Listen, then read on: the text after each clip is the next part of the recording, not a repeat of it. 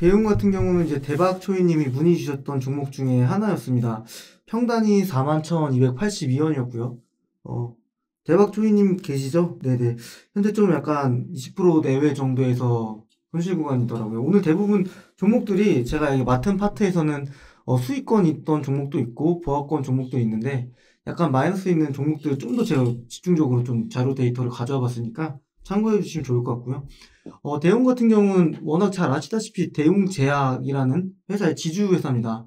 지주회사이다 보니까 이거는 지금 연결 재무제표로 대부분 이제 대웅제약이랑 대웅바이오의 실적이 굉장히 많이 잡히고 있어요. 별도로 잡히게 되면 실적이 크지는 않는데 현재 뭐 EPS 놓고 봤을 때는 나쁘지는 않습니다. 퍼가 그게 높지는 않은 것 같아요. 그 제약 바이오 중에서 네, 지님 알아주셔서 감사드리고요.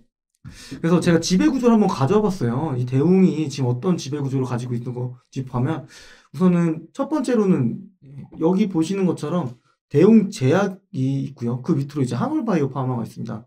대웅바이오는 아직 비상장사긴 하지만 지금 이 밑에 내려가 보시면 이 회사의 그 장부가액이 589억 원이에요. 대웅바이오가. 근데 지금 여기 기업 가치가 1조 2,700억 원 잡히고 있거든요. 근데 지난번에도 저희 이제 이사님 말씀해 주셨지만 이 더블 카운팅 이슈들 지주회사들 특히 제대로 된 이 비상상장 회사들은 가치를 좀 못 받고 있다는 부분들이 좀 아쉬운 부분이기는 하지만 그래도 궁극적으로 제가 봤을 때는 대웅제약이 지금 나름 파이프라인으로서 매출을 잘 끌고 가고 있고요. 대웅바이오도 여기 보시면 비중이 좀 나와 있습니다. 대웅제약이 이 대웅에 대한 가치를 봤을 때 45.6% 정도 차지하고 또 보고 있고요. 그리고 대웅바이오가 47.6% 정도 차지하고 있습니다.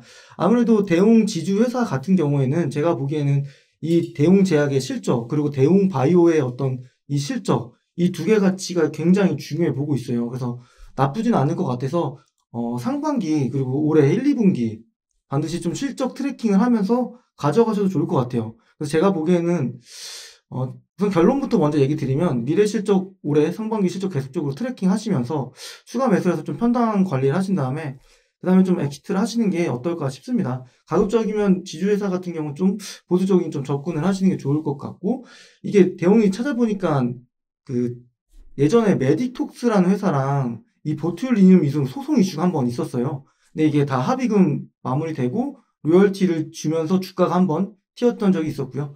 여기 보시는 요 사이클은 바로 코로나 때 그 이슈로 인해서 쭉쭉쭉 올라갔던 겁니다.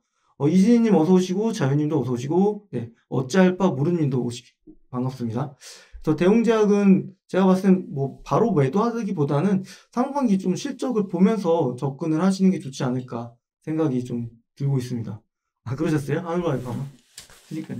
좀 바이오 제약 같은 경우는 이제 미래의 어떤 신약에 대한 꿈을 먹고 사는 기업들이기 때문에 그런 면에서 솔직히 이 신약이 임상 3상이 되든 또 시판이 되든 이 과정이 엄청나게 오래 걸리는 과정이기는 하기 때문에 좀 보수적인 좀 접근들을 좀 하시는 게 좋지 않을까라고 저는 이제 바이오주 얘기를 좀 드리고 있고 오히려 좀 바이오주 덧붙이자면 뭐 삼성 바이오로직스처럼 이제 위탁 생산을 한다던가 아니면 이 노터스 같은 기업들은 이 신약을 검사 테스트를 전문으로 하는 회사들이에요. 이런 기업들도 같이 좀 바라보시는 게 어떨까 좀 생각이 들고 있습니다.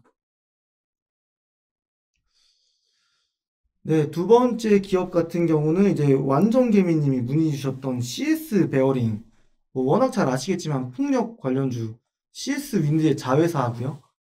이 실적을 보시면 2021년에 굉장히 많이 안 좋아졌습니다. 19년과 20년까지는 굉장히 좋았었는데 이게 간단히 좀 여기 그릴 수 있으면 좋을 텐데 CS 윈드가 그 풍력 발전에 이 기둥을 만드는 거고요. 그 풍력이 돌아가는 베어링을 만드는 회사가 바로 이 CS 베어링 회사입니다.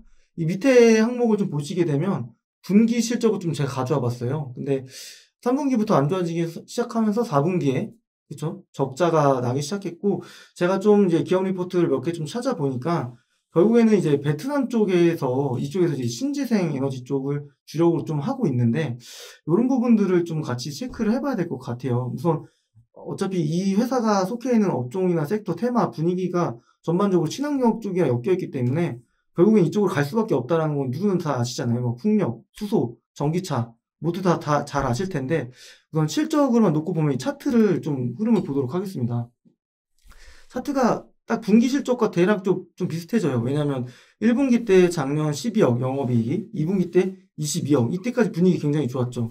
이런 분위기들 좀 이어서 3, 4분기가 갔었더라면 이렇게 일봉 차트고 쭉쭉 내려가는 그림들이 아마 그려지지는 않았을 것 같다라는 좀 생각이 들고 있어요. 그래서 작년 1월에 고점을 치고 쭉 내려갔다는 건 결국 분기 실적이 부진했던 거. 주가라는 건 일반적으로 6개월 먼저 반영되는 부분이 있었다라는 부분도 좀 같이 내용을 좀 참고해 주시면 좋을 것 같고, 최근 들어서 이쪽 보시면은 주가가 굉장히 좀 많이 올랐었어요. 근데 단순히 러시아 쪽에 대한 이제 천연자원들, 원자재들이 너무 많이 풍부하기 때문에 그게 이제 물동량도 어렵고 전쟁 리스크로 인해서 어떤 수출도 잘 안 되고 그러면 이 단가가 높아지고 이런 과정에서 뭐 친환경 쪽이 좋아질 거라는 단순한 좀 논리들로 인해서 좀 주가들이 올랐는데 제가 봤을 때는 이 전쟁 리스크가 해결이 되면 다시 한번 주가가 좀 조정받을 수 있을 것 같아요. 그래서 결국 이 또한 이 풍력이라는 어떤 굉장히 친환경 좋은 테마로 있는 기업이지만 결국 실적이 받쳐줘야지 이런 상승세가 이어서 쭉쭉 갈 거라고 좀 생각이 들고 있어요.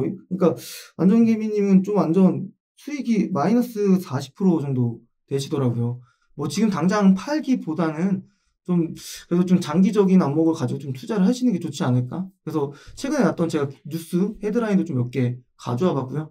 뭐 이런 기사가 있을 때마다 주가가 툭툭 튀는 건 있었습니다. 풍력적으로 엮이는 기업들 대부분들이. 그래서 단순한 요 밑에 거 헤드라인보다는 어떤 회사가 결국에는 장기적인 관점에서는 좀 평단거리에서 모아가는 건 유효하겠지만 이 장기는 제가 봤을 때 최소한 1년은 걸릴 것 같아요. 그래서 단기적인 관점에서는 사이클이 좀 빠르고 교체 매매를 하신다고 생각하면 단기적에서는 비중 축소하는 게 좀 순좀 쉬가세요, 순좀. 네?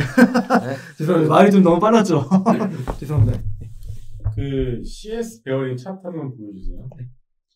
그 여러분들이 항상 그 종목을 보실 때 CS 베어링 보시면은 최저점 3,165원에서 스타트해서 최고가 4만 원까지 소위 얘기해서 10배가 간 템베거 종목이었어요. 그 시세가 10배가 난 템베거 종목들의 경우에는 기대감 가지고 충분히 땡겼기 때문에 그 이후에 몇 년 동안 시세는 부침을 겪을 수밖에 없습니다. 그게 과거에 OCI 살 때도 그랬고요. 현대중공업 같은 경우도 그랬고, 과거 여러분 찾아보시는 템베거 종목들의 차트가 한번 대시세를 내고 난 이후에 최소 이전에 3년 정도는 바닥을 확인하는 기간이 있거나 아니면은 박스권이 하더라도 전고점까지 박스권이 아니라 전고점까지도 못 가는 박스권에서 움직이는 경우가 대다수였습니다. 아마 지금 또 여러분들이 고민하는 많은 종목 중에 위메이드라는 종목이 있는데 위메이드도 다 비슷해요. 10배거 이상 나왔기 때문에 지금 그런 부침이 있는 과정이라고 보시면 될 것 같고, 이런 종목들에 대해서 왜 이렇게 시장이 냉정하냐라고 묻으신다면은 저렇게 10배가 올라갈 때는요 그냥 좋은 것만 가지고서 그냥 땡겨온 거예요. 미래가치 갖다가 뭐 5년, 10년짜리 다 땡겨오고 그랬는데, 사람들이 항상 그렇지만 시세가 어느 정도 무리 지르게 되면은 냉정하게 시세를 보게 되거든요. 야, 이게 맞는 거야? 이게 돼 진짜? 그렇기 때문에 CS 별년 주가가 저렇게 밀렸던 이유는 아마 저렇게 주가가 고점까지 가는 동안에 가짜 붙였었던 그런 어떤 장밋빛 미래들이 하나씩 까보니까 생각보다 아닌 거지. 아니기 때문에 시장이 이제 돌변하는 거예요. 종목에 대해서 냉정하게 쳐다보게 됩니다. 그렇기 때문에 호재보다는 악재에 더욱더 민감하게 될 수밖에 없고, 그렇기 때문에 지수가 저렇게 주가가 계속 밀려갔던 상황이고, 그런 흐름들이 최근 들어서 다행히 러시아 우크라이나 이슈 때문에 가스에 더 이상 의존하지 말자라는 모멘텀이 나오면서 저렇게 한번 튀어 올랐기 때문에 일단은 매수 단가가 얼마라고 그랬죠? 매수 단가가 3만 원입니다. 29,300원입니다. 그 2만 얼마? 29,300원입니다. 아, 29,300원 딱 중간인데 3만 원 언제라 하면은 좀 멀다 그랬어. 아마 저기까지는 단기간 쉽지는 않을 거예요. 솔직히 말씀드려서 좀 많이 시간이 걸릴 겁니다. 그렇기 때문에 이거는 장기 계좌로 옮겨 놓으시고 그냥 가져가시는 게 낫지 않을까 싶고요. 그나마 이번에 진짜 이 러시아 우크라이나 이슈로 인해서 신재생 에너지들이 이번에 한번 살려놨다는 게 정말 큰 어떤 다행이라고 저는 생각을 해요. 그렇기 때문에 당연히 장기로 보면은 풍력에 대한 부분 성장성에서는 누가 의심을 하겠습니까? 근데 뭐 어떻게 따지고 보면은 원자력이 많이 더 나간다. 그러면 굳이 풍력도 할 이유가 있나라는 얘기도 할 수 있는 거거든요. 그러니까 이게 지금 상황에서는 시나리오를 어떻게 갖다 붙이느냐에 따라서 달라질 수밖에 없어요. 그렇죠? 그래서 일단 시간은 좀 걸릴 수밖에 없다. 다만 이번에 저점은 확인했다. 딱 이런 이 두 가지 팩트를 가지고서 뭐 내가 적당하게 뭐 비중이 작다면은 자르고 다른 거 하시던지 아니면은 차라리 장기적으로 옮겨서 도시인지 그렇게 한번 선택을 하실 필요가 있지 않을까 싶습니다. 결론을 말씀을 드리게 되면은 뭐 3만 원 언저리까지는 갈 수는 있겠죠. 근데 그게 정말 시간이 많이 걸릴 것 같아요. 예, 정말 이 풍력 시장에 어떤 큰 뭐 대외적 모멘텀이 빵 하고 터지지 않는 이상은 아마 조금 시간이 걸릴 수밖에 없다는 거를 제가 좀 정리드리도록 하겠습니다. 네, 그리고 다시 또 리딩님 네, 좀 천천히 해주세요. 알겠습니다. 좀 천천히 하겠습니다. 알아들을 수가 없어. 네, 세 번째로는 이제 TPC라는 기업입니다. 이 3D 프린트랑 로봇 쪽으로 좀 엮이는 기업인데 그런 이슈와 테마가 있을 때마다 주가가 좀 툭툭 올랐던 모습들을 확인할 수 있었고요. 멀티플이 좀 의미 있을지는 모르겠지만 34배 정도로 좀 보여지고 있고 21년 실적은 20년 실적이랑 비슷했습니다. 네, 영업이익만 놓고 얘기 드리면 매출액도 했고요.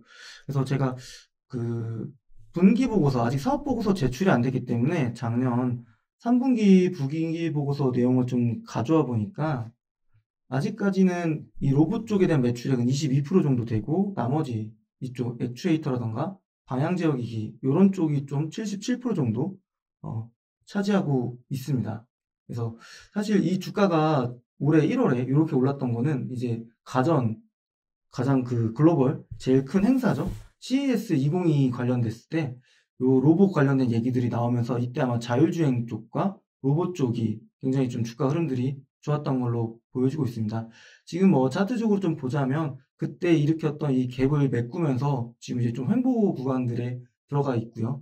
이게 단순히 이제 실적 자체만으로는 결국에는 20년과 21년 실적이 똑같다고 했을 때 결국 로봇 쪽에 대한 실적이 좀 가시적인 게 나와줘야지 테마가 아니라 이제 실적을 붙여서 좀 같이 세게 올라갈 수 있지 않을까 생각이 들고 있는데 다행히 좀 나비님이 문의 주신 종목들은 대부분 다 보합권에 있더라고요. TPC 같은 경우도 제가 오늘 종가 기준으로 한 마이너스 1% 정도 그리고 갤럭시와 머니터리는 마이너스 2% 정도 되고 있어서 혹시나 만약에 좀 장기적인 관점에서 한다면 좀 보수적으로 좀 적게 들고 가시는 게 괜찮을 것 같고요. 한번 이때 거래량 엄청 터뜨리고 나서 지금 거래량을 줄이고 있는데, 전반적으로 좀 상승은 더 할 수 있을 것 같아요. 그래서 제가 보기에는 아무래도 이 로봇이나 3D 프린트는 계속적으로 살아있는 미래 4차 혁명 산업이기도 하고, 미래 산업 테마를 좀 엮이기 때문에 좀 시세가 한번 분출이 되면 그때 차익 실현하고 나오시는 게 좋지 않을까라고 좀 판단을 하고 있습니다. TBS가 한번 내용 찾아봤을 때는 2차 전지 쪽으로 엮이는 게 있었어요. 근데 굉장히 많이 엮이고. 누가 안 쫓아가, 좀 천천히. 네. 누가 안 쫓아와요. 알겠습니다. 네.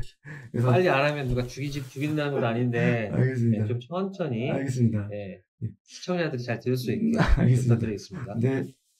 그래서 좀 실적 위주로 많이 보는 스타일인데, 성장성 모멘텀이 없다고 했을 때는 저는 크게 투자 가치가 높진 않다고 생각이 들고 있습니다. 대신은 테마라던가 미래 쪽 연결되는 아이템들이 많은 회사라서 아까 여기 앞에 보이는 것처럼 한번 재료와 테마가 나오게 된다면 시세가 분출될 때 일정 부분 차익 실현하시면서 계좌 수익 챙겨가시는 걸 좀 얘기 드리도록 하겠습니다. 네, 네 번째네요. 예, 갤럭시아 머니트리.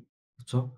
이 회사가 효성그룹의 계열사입니다. 제가 알기로는 이제 모바일 원천 결제사 3개사 중에 1개사고요. 그 3개사는 다날이나 KG 모빌리언스, 이제 갤럭시아 머니트리인데 잘 들려요? 알겠습니다. 갤럭시아 머니트리 이름을 바뀌기 전에 제가 알기로는 갤럭시아 컴즈로 알고 있었습니다. 근데 아마 사명을 머니트리로 바뀌면서 가상화폐 쪽이나 NFT, 메타버스 이런 쪽으로 좀 엮였던 것 같아요. 근데 이거 지금 여기 보이는 이 멀티플 자체가 저는 솔직히 의미가 없다고 생각이 들고 있고요. 결국에는 이 기업 또한 제가 보기에는 단기적인 어떤 재료 테마 이슈로 좀 접근해 보신 게 아닐까 싶어요. 나비님. 나비님 계시면 좀 채팅창 남겨주시면 감사하겠고, 아직까지 보니까 마이너스 2%대 뭐 보합권의 약보합 쪽에 있어서 뭐 당장 팔 필요는 없을 것 같다는 생각은 들고 있습니다. 제 심장 박동수처럼 이진님 쿵덕쿵덕. 박자 좋으신데요. 저랑 호흡을 좀 같이 하시면 좋을 것 같네요. 그래서 제가 이 갤럭시 머니트리가 어떤 좀 사업들을 좀 하고 있는지 간단히 좀 제가 분기보고서 내용을 통해서 좀 가져와 봤어요. 근데 전체적으로 이 모바일 결제 PG업을 하는 매출의 비중이 대략적으로 한 75% 정도 차지하고 있어요. 그리고 이제 오토 쪽 연결되면서 뭐 상품권, 쿠폰 연결되는 거, 이런 거 좀 22% 정도 되고 있고, 결국에는 이게 핵심인 것 같은데, 여기 제일 마지막에 보이는 게 머니트리입니다. 근데 머니트리의 매출 비중은 4% 정도밖에 안 돼요. 근데 결국에는 이 회사의 주가도 결국 그런 기대감으로 많이 올랐을 거라고 생각이 들고 있고, 결국에는 제가 봤을 땐 확실히 이런 기업들은 재료와 테마가 나왔을 때는 반드시 꼭꼭 수익을 챙기시면서 안전하게 좀 가시는 게 좋지 않을까 생각을 하고 있고요. 뭐 차트 보면서 좀 얘기 드려보자면, 아까 말씀 주신 이 회사도 주가가 5,000원대에서 2만 원까지 쭉 올라갔습니다. 작년 11월. 작년 11월 강력했던 테마가 결국에는 NFT, 그죠? 메타버스니까. 그거랑 뭔가 조금만 뭔가 연결고리가 있어도 그냥 막 주가는 급등했던 그런 시장들이었습니다. 그래서 그때 이제 시세 분출하고 쭉 내려오면서 이제 조정하고 있고, 일정 부분 좀 시세를 좀 상승 쪽으로 분출해내는 과정에서는 시간이 좀 소요되지 않을까 싶어요. 제가 보기에는. 그래서 최근 들어서 좀 올랐던 것도 결국에는, 이 회사가 이제 콘텐츠 미디어 회사인 종속회사 뮤직앤유 이쪽이랑 음원 NFT라던가, 뭐 뉴욕 증권거래소에서 뭐 NFT 거래를 추진한다. 요런 재료들이 나오면서 툭툭 올라갔던 게 있어요. 현재는 약간은 이제 바닥을 좀 다져가는 과정이기도 하고, 그런 테마들 있을 때마다 혹시 만약에 수익을 챙길 수 있는 기회가 있다면 그런 자리에서 꼭 챙기시면서 비중을 축소하는 걸 좀 얘기를 드려보도록 하겠습니다. 그 갤럭시아 머니트리랑 그 차트 좀 띄워주세요. 네. HTS.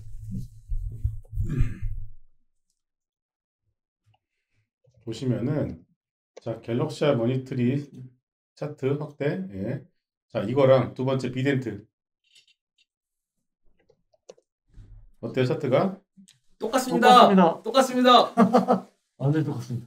자 또 하나 볼까요? FSN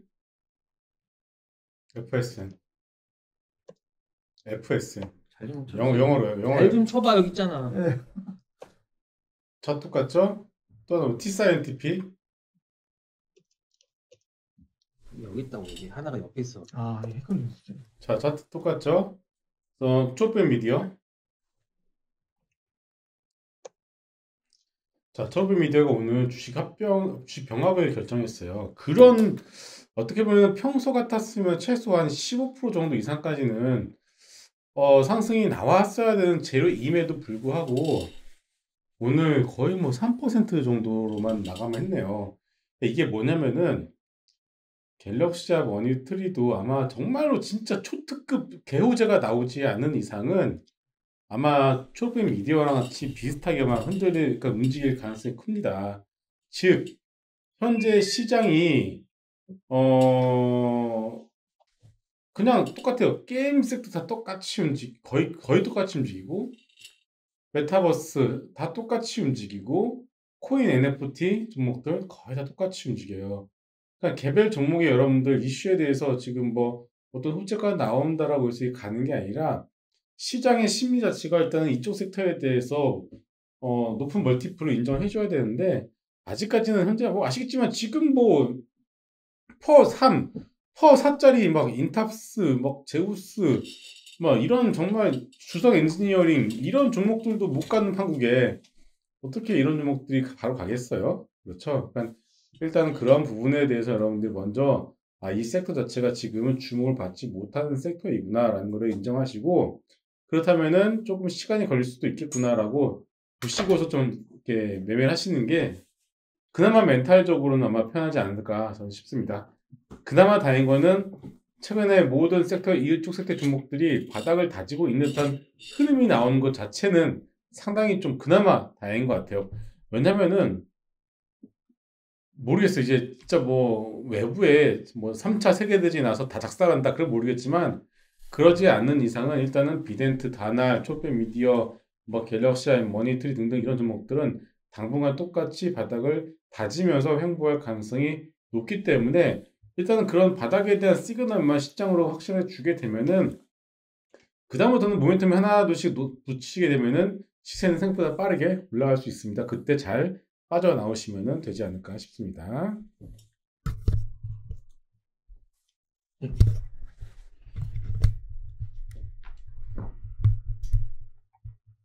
네, 이어서 제 설명도 더 드리겠습니다. 인터파크고요. 인터파크는 보니까 4분기 실적이 굉장히 하드 캐리를 했습니다. 보시면 이제 하드캐리라는 말은 좀 쉽게.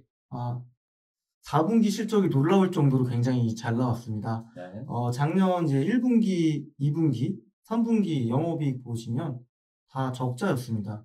근데 그 적자를 다 만회하고 연간을 흑자 영업이익으로 전환시킬 정도로 4분기 실적이 굉장히 드라마틱하게 잘 나왔고요. 20년 코로나 때는 영업이익이 마이너스였습니다. 근데 이 4분기 실적 분위기가 상반기에 어떻게 이어지느냐가 결국 이 회사의 주가의 어떤 핵심 흐름을 잡는 포인트라고 좀 생각이 좀 들고 있고요. 결국에는 이 4분기에 굉장히 잘했다라는 건 엄청나게 좀 칭찬을 해주고 싶은 기업이고, 최근 좀 뉴스들도 몇 개 좀 가져와 봤는데, 인터파크 투어 예약률이 전년 동기 대비해서 873%나 상승했다. 이런 얘기도 있었고, 결국에는 솔직히 아무도 저는 이 리오프닝 되는 이런 여행, 감히 이 수요를 누가 예측할 수 있을까요? 제가 보기에는. 정말 이거는 현업에 계신 분들도 쉽지 않은 영역이라고 생각이 들고 있고, 그만큼 이 파급력에 대해서 아무도 알 수 없기 때문에, 근데 그거에 대한 어떤 신호탄을 작년 4분기 실적이 좀 보여준 게 아닌가라고 좀 생각을 하고 있습니다. 그래서 결국 핵심은 리오프닝입니다. 리오프닝. 그래서 3월 21일부터는 백신을 접종한 해외 입국자의 경우에는 자가격리 의무를 이제 폐지한다, 면제한다, 이런 이제 뉴스들이 나오기도 했고, 거의 뭐 제가 보기에는 기정사실화 되지 않을까 생각이 들고 있습니다. 이 자가격리라는 건 엄청나게 부담이 되는 부분이었잖아요. 왜냐면 옛날 같은 경우는 거기 들어가서 또 자가격리, 그리고 들어와서도 또 2주 격리, 이러면 무려 한 달이라는 시간을 자가격리하는데 보냈는데, 이런 것들이 이제 장벽이 철폐가 이제 해제되면서 지금 이 수요 진짜 아무도 예측할 수 없는 영역이라 생각이 들고 있고, 리오프닝주를 혹시 담그신다면 인터파크는 반드시 좀 포트에 넣어두고 가셔야 될 기업이라고 좀 생각하고 있습니다. 네. 그래서 상반기 이제 리오프닝주 주가가 이제 올라갈 텐데, 그런 거 좀 상승 흐름을 즐길 수 있는 종목이지 않을까 싶습니다. 자, 인터파크는 차트를 다시 HTS 좀 보여주세요. 자, 인터파크 먼저 쳐주시고, 자, 인터파크가 최저점 4,040원에서 1차 반등까지 6,000원까지 거의 2,000원 올랐거든요. 상승률 따지면 거의 40% 정도까지 올랐습니다. 근데 자, 다른 리오프닝 관련 주식과요. 한번 하나투어 보세요. 하나투어. 자, 하나투어가 63,000원에서 80,000원 정도까지 올랐고요. 그 다음에 아시아나항공이 얼마에서 17,000원에서 22,000원까지 올랐습니다. 자, 제가 말씀을 드리고 싶은 게 뭐냐면은 일단 1차적으로 리오프닝이 같이 올랐을 때 상승률로 봤을 때 인터파크가 제일 강했다. 첫 번째. 두 번째, 아시아나항공 같은 경우는 뭐 최근에 유가 때문에 밀렸다가 제 제자리를 찾아가고 있는 과정이고, 다시 한번 하나 더 볼까요? 자, 하나투어는 현재 전저점을 한번 유지하면서 강하게 좀 올라가고 있는 상황이에요. 자, 그래서 하나투어도 좋고 인터파크도 똑같아요. 이게 여행 관련주의니까요. 그래서 근데 인터파크의 하나의 큰 장점이 하나 있습니다. 첫 번째는 인터파크 차트 다시 한번. 인터파크의 가장 큰 장점 중에 하나는 뭐냐? 한 번 시세가 나면은 상한가 저번에 한번 작년 7월 달에 상한가 찍었죠? 그 당시에 그렇죠? 상한가 그렇죠? 예. 자, 이게 왜 찍었냐면 야노자의 인수권 때문에 그때부터 이제 시세 한번 났었거든요. 이민심이 현재 인터파크의 여행 티켓 같이 돈 되는 사업부의 70%를 갖다가 지분 70%를 야놀자가 현재 가지고 있는 상황입니다. 여러분들 그건 좀 명심하셔야 돼요. 인터파크가 그 여행 사업 부분을 하는 게 아니라 야놀자가 하고 있다라는 겁니다. 30%만 밖에 못 가지고 있어요. 그래서 이거는 여러분들 테마주의 성격으로 보셔야 됩니다. 첫 번째 테마주의 성격으로 보셔야 되고 세 번째로 그 야놀자가 조만간은 아니지만은 회사 내부적으로는 나스닥 상장이 예정이 되어 있습니다. 자, 야놀자가 나스닥 상장이 된다는 뉴스가 났을 때 어떤 주식이 올라갈까요? 관련주로 인터파크밖에 없어요. 인터파크밖에 없기 때문에 언제 나올지 모르겠지만 얘네 같은 경우는 두 가지 모멘텀이죠. 첫 번째는 리오프닝에 대해서 뭐 수혜주, 두 번째는 야놀자 나스닥 상장과 관련된 테마주, 이 두 가지를 엮이면 시세가 생각보다 세게 나올 수 있다는 걸 여러분들이 명심을 하시고 매매를 하시면 될 것 같고 1차적인 매도는 작년 10월에 거래가 한번 터지면서 장대음봉이 나왔었던 8,000원 언저리까지는 여러분들 한번 보시고서 일단은 1차적으로는 매매를 하시면 되지 않을까 싶고요. 이거를 뚫어내는 모습이 나오면 정고점까지는 충분히 가능하지 않을까 싶습니다.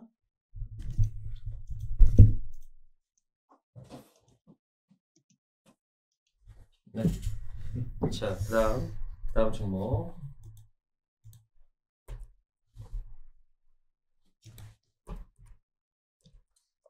네, 이제 마지막으로 우리나라를 대표하는 이제 자동차 회사죠. 현대차 좀 가져와 봤습니다. 뭐 분기 실적이랑 연간 실적을 좀 같이 가져와 봤는데요.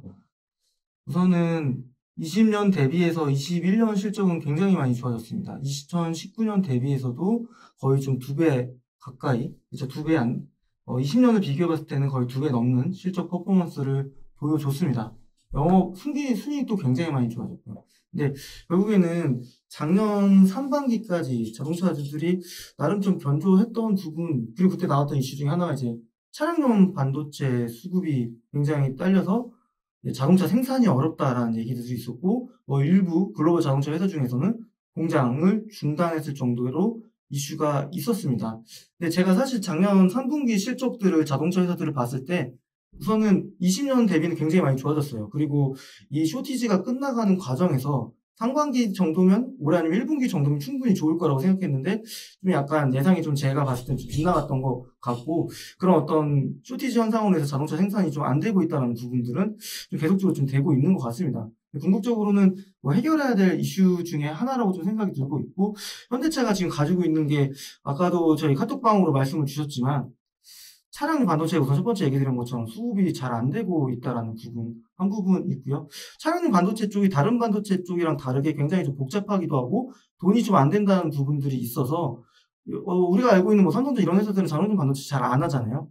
그런 것들을 보면은 이 자동차는 지금 친환경 쪽으로 굉장히 많이 전환을 하려고 하고 있는데 아닙니다. 요거는 이제 제가 아는 라스트 종목이고요. 계속적으로 저희는 종목 상담해드릴 기회가 아직도 많이 남아 있습니다.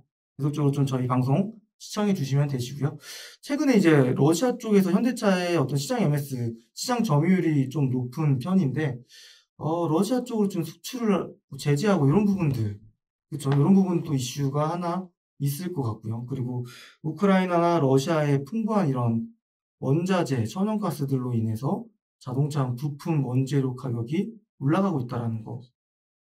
그리고 결국에는 가뜩이나 지금 물동량이 굉장히 잘 안 움직이고 있는데 이 어떤 러시아나 우크라이나 쪽, 크림반도 쪽을 통해서 흑해나 지중해로 나가는 무역망이 또 무역 통로가 막히다 보니까 지금 물류 대란이 지금 옆에 보시는 것처럼 5배나 폭증이 된 상태입니다. 엄청난 사중고를 좀 겪고 있는 상황이기는 합니다. 그럼에도 불구하고 몇몇 기사들을 좀 찾아보면 현대차의 친환경차, 어떤 전기차 쪽에 대한 어떤 좋은 반응, 그리고 어떤 미국 어떤 이런 평판들이 나쁘지가 않습니다. 그래서 이런 부분들이 좀 해소만 좀 된다면 주가는 또 다시 자기 자리를 좀 빠르게 올라갈 거라고 생각이 들고 있고, 단순히 이제 현대차가 자동차를 만들어서 판매하는 회사는 아니에요. 왜냐하면 이제 모빌리티 회사로서 나르는 자동차도 있을 거고요. UAM이라고 하나요? 그런 것도 있을 거고, 이게 지금 또 자율주행도 엮여 있고요.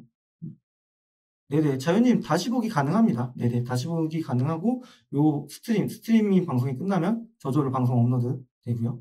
네네. 그리고 또 하나 나중에는 이 종목별로도 이게 따로 올라가니까요. 자기가 원하는 종목 따로 찾아보실 수 있도록 다시 자막이랑 이걸로 이렇게 해가지고 네, 정리돼서 내일 오후쯤에 아마 다시 올라갈 것입니다. 네네. 현대차가 작년 1월에 거의 30만 원 가까이 갔다가 약간 계단식으로 계속적으로 내려가고 있는 것 같아요. 그래서 쇼티지가 계속 해결될 거라는 그런 어떤 증권사 리포트도 있었지만 결국에는 그게 좀 이연이 되는 과정에서 좀 기대감과 실망감 이런 것들이 있어서 주가가 좀 계속적으로 밀려가고 있는 흐름들을 좀 보이고 있습니다. 하지만 저는 이제 현대차가 전기차 시장에서 다른 어떤 글로벌 완성차 업체들 못지않게 좋은 것들을 좀 보여줄 걸 생각하고 있고, 제가 이제 길 다니다 보면 EV6나 기아차, 그리고 현대차는 이제 아이오닉이죠. 이런 브랜드 보면 차 굉장히 이쁘고 잘 나오고 있어요. 그런 것들 보면 충분히 글로벌 시장에서도 많이 선점하고, 퍼포먼스를 잘 보여주지 않을까 생각하고 있습니다. 그래서 당장 팔다기보다는 그때 아까 문의 주셨던 분이 마이너스 25%라고 말씀 주셨어요. 근데 뭐 지금 정대 팔 그런 기업은 아니고 야금야금 다시 모아가시면서 좀 주가가 자기 자리를 찾아갈 때, 적정 주가 찾아갈 때, 그때 좀 좋은 수익 자리에서 나오시는 걸 좀 얘기 드리도록 하겠습니다.